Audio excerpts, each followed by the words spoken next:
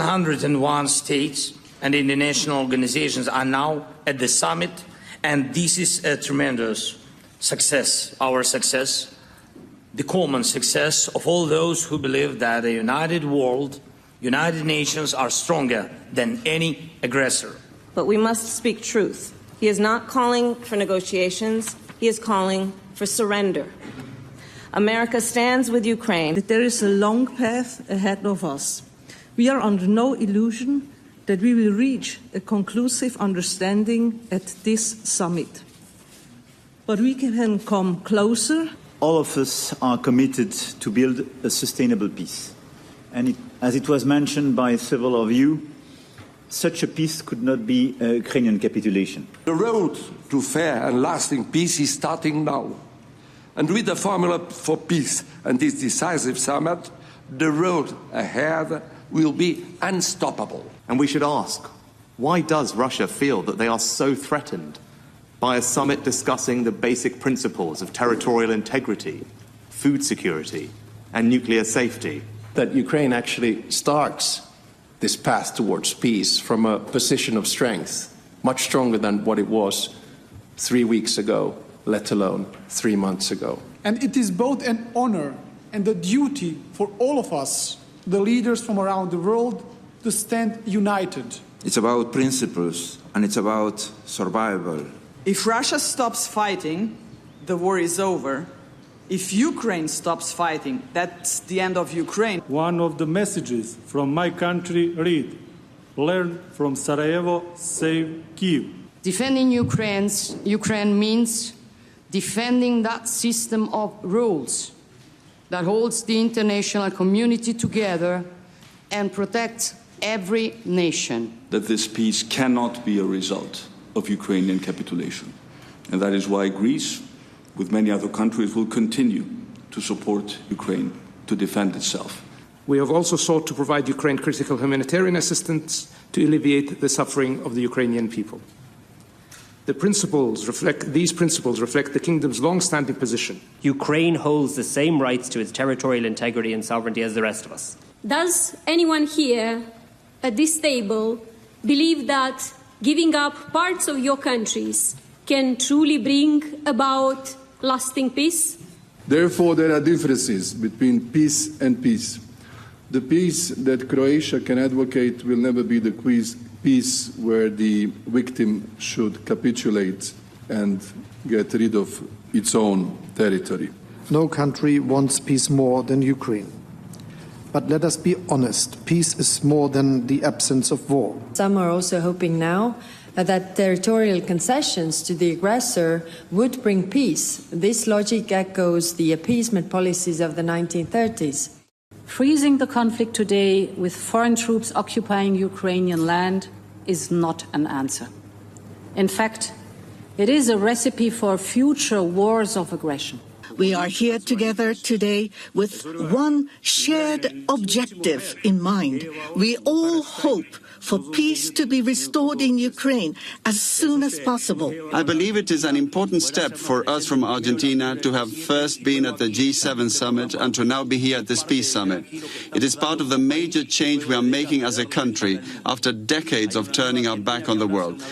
We need Russia to participate.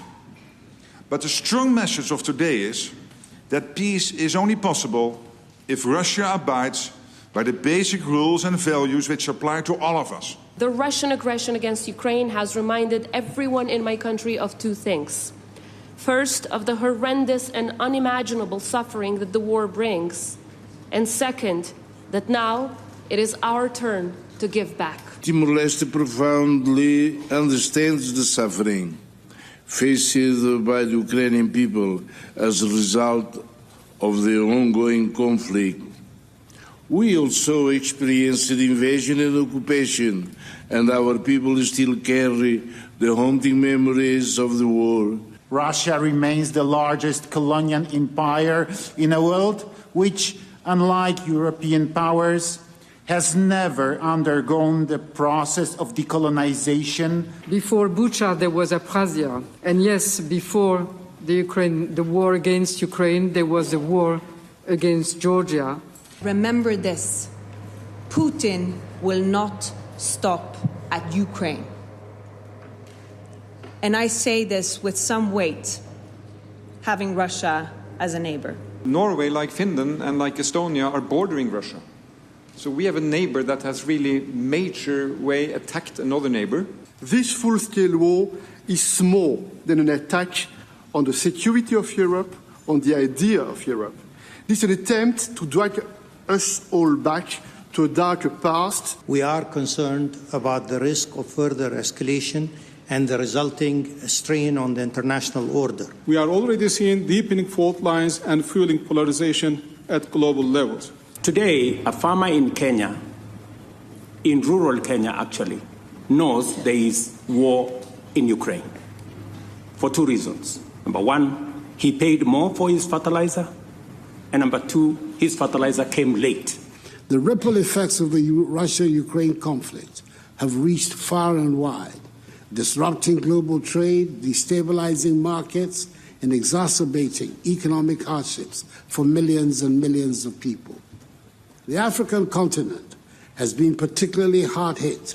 That a peaceful solution is achievable. So let us not underestimate the transformative power of dialogue and cooperation. Mexico is here to reiterate its long-standing commitment with all the fundamental principles of the UN Charter. We have been vocal, expressing our non-recognition of the instruments of annexation of the territory occupied. It cannot annex the territory of other country by force.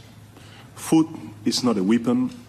Nuclear threats are unacceptable. Diplomacy and international law are the only legitimate means for resolving disputes. War is always destructive. To remain silent in front of the cruelty of war is a shame. I saw the horror of the worst hours. I saw people fleeing, and I think that those memories will be with me throughout the whole life. While looking towards a peaceful future, we should not lose sight of the suffering brought on by a war. The reunification of minors with their families or legal guardians must be a paramount concern for all parties. There will be no lasting and sustainable peace without ensuring justice. I look forward to the discussions that will result from this summit in the coming days and to exploring suitable mechanisms. Our challenge is monumental: to develop a framework for a future peace agreement between Ukraine and Russia. We have a special responsibility and we have a common interest to support a solution to the war in Ukraine, a comprehensive, just and lasting peace for Ukraine. And by being here today, we have taken that responsibility upon us. Ukraine must survive. We have gathered here in Switzerland to help Ukraine navigate the road from unjust war to a just peace. I truly hope that today's summit will pave the way for a meaningful dialogue on a results-oriented platform that will eventually set a path towards a comprehensive peace. This summit has done is define what the core character, the core foundation of that just peace looks like.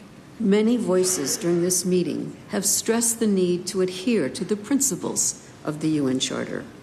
These principles are as valid today as they were in 1945. Together, we are stronger. This is how we protect each other. This is how we protect future generations. This is how we keep the world on the right track.